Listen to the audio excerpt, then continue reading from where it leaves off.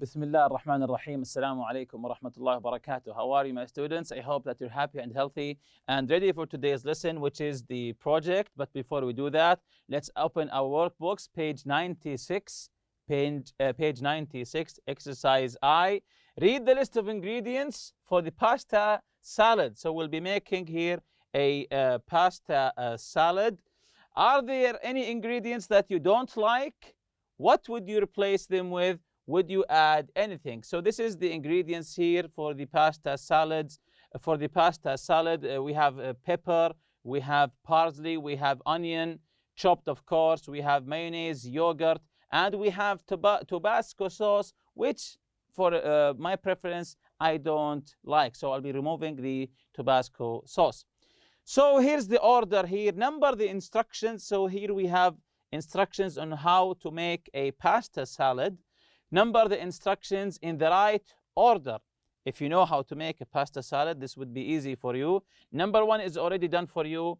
Boil the pasta in a large pan of water with half a tablespoon of salt and 1 or 2 tablespoons of olive oil for about 12 minutes. So read the rest of the steps here and try to come up with the second step, the third step, 4, 5, and so on. So of course we have until 9 steps here. So this is the first one. We have 9 steps. So what would be step number 2 here? Step number 2 would be, yes, rinse and let it cool in a colander. So we'll be rinsing it and make it cool in the colander.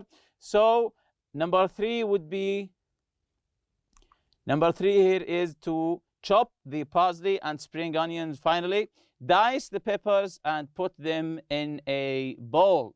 So we're learning how to cook here. Number 4, which one is step number 4 here? So number 4 would be to add salt, pepper, and a dash of soy sauce. Number 5, what's step number 5? So number 5, to put the pasta in a large bowl and mix in the tuna with vegetables, add the mayonnaise and stir. So, and number 6 would be add a dash of Tabasco sauce. Of course, for me, I wouldn't make this 6th step here. And number 7, take the tuna out of the tin and mash it with the fork, then mix with the chopped vegetables. Number 8, to cover the bowl with cling up or foil and leave it in the refrigerator for about 8 hours. Number 9, serve cold with slices of tomato and cucumber. So even though it's pasta salad, pasta, you serve it cold. You serve it cold with slices of tomato and cucumber. Exercise J, page 96. Answer the questions. So this is, of course, you can answer these questions according to your own preference. Do you always have a salad with your meal? What kind of salad? So if you have a meal, a lunch or dinner, do you always have salad with it? And if you do, what kind of salad? Of course, if you do, if you don't, this is according to your own preference, according to your own habit, eating habits. Do you have salad with your meals? So number 1 for me, do you always every meal? Of course not for me. I said sometimes, not always, and usually it's green salad. Usually it's green salad. Do you always have salad with your meal? No, sometimes, not always. Usually it's green salad. Number 2, do you always have dessert? What kind of dessert do you prefer? Do you always have dessert after you finish your meal? You want something sweet? You always have dessert? And what kind of dessert do you like? So this is, as the first question, this is according to your own eating habits. No, not always, but when I do, I prefer cheesecake. No, do you always have dessert? No, not always. But when I do, I prefer cheesecake. Question number 3 here. Which vegetables are more popular in your country and why? So what do you think is the most popular vegetable here in Saudi Arabia? Which vegetables are popular in your country, whether if you're Saudi or not? Which vegetable is popular in your country and why are they popular? So you can come up with the answer here and then explain why. Which vegetable or vegetables are popular? Again, which vegetables are because they are countable here. More popular in your country and why? Of course, I answered tomatoes, onions, and pepper. This is my own answer. You can answer with something else because they are in most meals here. Because you use them with most meals. If you want to make eggs like shakshuka, you put onions and tomatoes. If you want to make rice, for example, like kabsa, you put tomatoes and onions also. Number 4 here. Which meat dishes are more popular and why? Do you know some meat dishes here? Some meat dishes. Where there's meat in the recipe. Do you know any meat dishes that are popular here? And why are they popular? So I answered here kabsa and maybe hanid because they are very delicious. Kabsa or maybe hanid because they are delicious. Is yogurt a staple in people's diets? Why or why not? Is yogurt a staple in people's diet? You always eat yogurt. Why or why not? Of course, you answer this on your own, according to your own opinion here. I said no, it's not.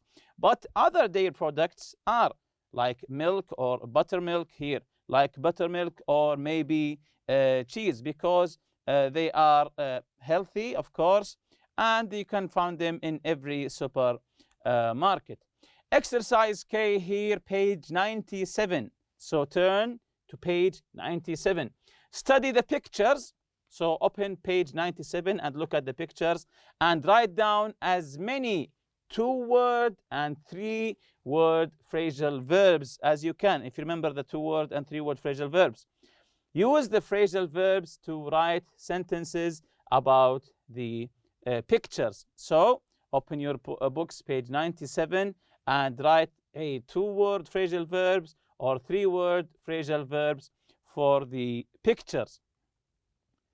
Use the phrasal verbs then to write sentences about the picture. So we'll be writing some sentences here. So the 2-word phrasal verbs here. Can you write 2-word phrasal verbs from the picture? So let's see together what I've written here. Go out, meaning to eat, of course. Dig into a meal, which means you're going to eat now. Bite into, eat up your dinner, drink up, pick at, of course, referring to food here. So these are some of the 2-word phrasal verbs that I came up from the pictures. So what about 3-word phrasal verbs here? Can you come up with 3-word phrasal verbs?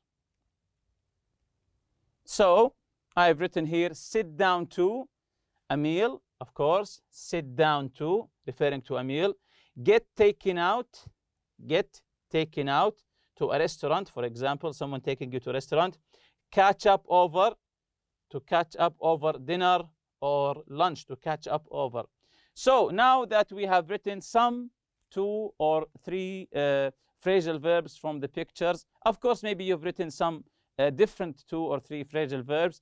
Now that you have a collection of phrasal verbs, try to come up with some sentences you can write about the pictures using the 2 or 3 phrasal verbs. So the first sentence, for example, here, what have you written using 2-word phrasal verbs or 3-word phrasal verbs?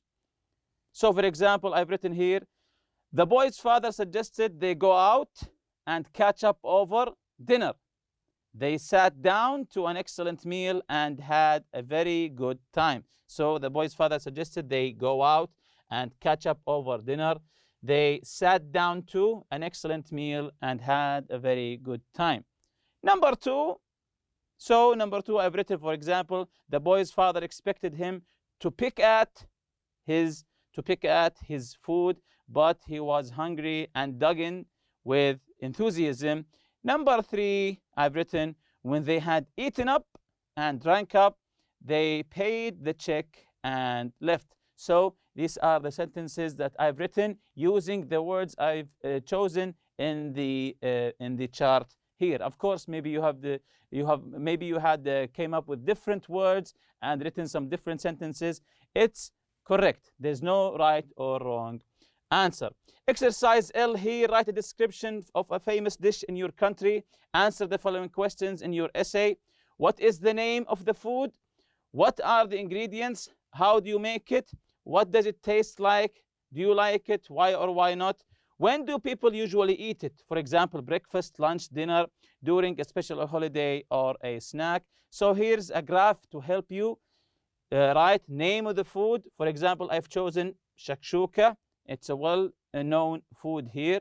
So we have to fill all of these boxes here. Let's say, what does it taste like? Do you like it? When do you eat it? How do you make it? What are the ingredients? So the first one is, what does it taste like? It tastes like eggs, or you can say maybe like tomatoes, because these are the ingredients. How do you make it? First, chop the onions and tomatoes and fry them on the pan. Then add the eggs and mix them together. So this is how you make it.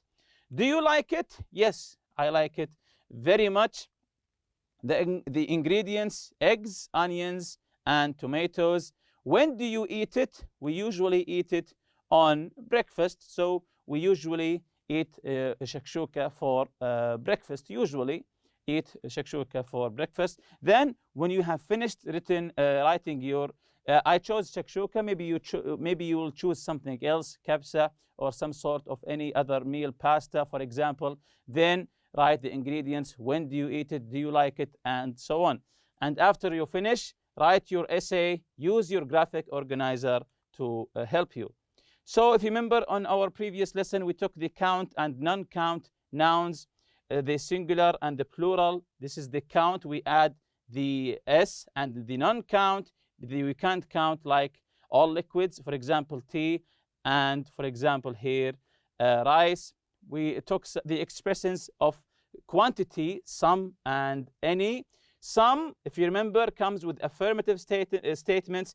Any comes with negatives and questions, of course. Then we took the would like. We use would like as a polite way to state a choice or preference. I would like some coffee. I would like to go, and so on.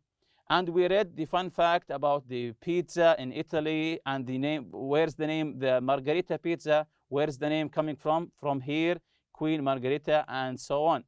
And we learned some words connected with recipes, learning to the dish, the quantity, half or a quarter, the ingredients here, the actions, the utensils, and the cooking methods, whether you fry, you bake, you roast, you grill, and so on. Then we took the expressions of quantity, few and many with count nouns, little and much with non-count nouns. Then we took the sequence words first, then after that, finally, and so on. Jumping to today's lesson, the objectives: to list snacks and desserts in your country, make a poster about desserts and snacks in different countries. Work in pairs or groups, make a list of snacks and desserts in your country and research snacks and desserts in other countries of the Arab world. Add 2 more countries. Gather information and make notes in the chart about the name of the dessert or snack, the origin, the ingredients, the preparation, way it's served, presented, occasions. Select the photos or drawings. Use your notes to make a poster or a PowerPoint presentation for your class. This is the chart here. The country of origin: Saudi Arabia, Syria, Iraq, Lebanon, Jordan, and so on. The name of the dessert or snack. What do you like here? Dessert: Syria, maybe baklava, Saudi Arabia, Iraq, Lebanon, Jordan. The ingredients: what is it made of? The ingredients of the dessert. The preparation: how do you make it? The preparation. The presentation: how do you present it on the plate? and the occasion. Do you usually eat it every day, or do you eat it on special occasions? And once you're finally done, do a class survey and find out which are the most popular desserts and snacks. Do a class survey and find out which are the most popular desserts and snacks. And with that, we reach the end of this lesson. See you next lesson, inshallah. سبحانك اللهم وبحمدك أشهد أن لا إله إلا أنت أستغفرك وأتوب إليك. السلام عليكم.